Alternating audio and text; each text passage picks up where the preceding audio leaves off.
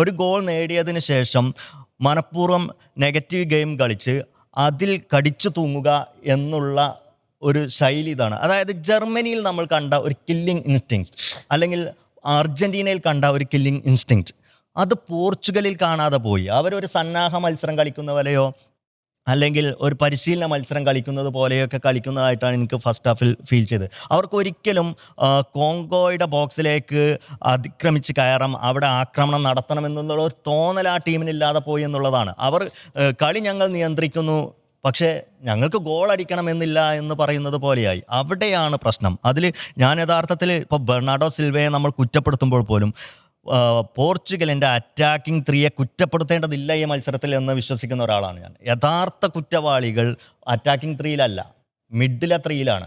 അവിടെ അവർ attacking ത്രീയിലേക്ക് ball കൊടുക്കേണ്ടത് ആരാണ്? ഇപ്പോൾ ബെർണാഡോ സിൽവ ഫോമായില്ല, അദ്ദേഹത്തിന് എത്ര പാസ് കിട്ടി?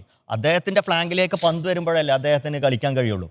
പിന്നെ എല്ലാ സമയത്തും അദ്ദേഹം ഡീപ്പിലേക്ക് ഇറങ്ങി വന്ന് പന്തെടുക്കണമെന്ന് പറയുന്നുണ്ടെങ്കിൽ ഇവരുടെ പോർച്ചുഗലിൻ്റെ കാലിലാണ് പന്ത്. അത് വിറ്റീഞ്ഞയും ജാനോസും ആവോളം ആസ്വദിക്കുന്നുണ്ട്.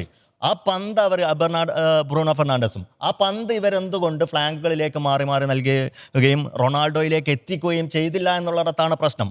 അപ്പോൾ മിഡ്ഫീൽഡിലെ ലാക്ക് ഓഫ് കോർഡിനേഷനാണ്, അവരുടെ ഒരു ഇൻറ്റൻസീവ് ആയിട്ടുള്ള മൂവില്ലായ്മയാണ് മത്സരത്തിൽ പ്രതിഫലിച്ചത്.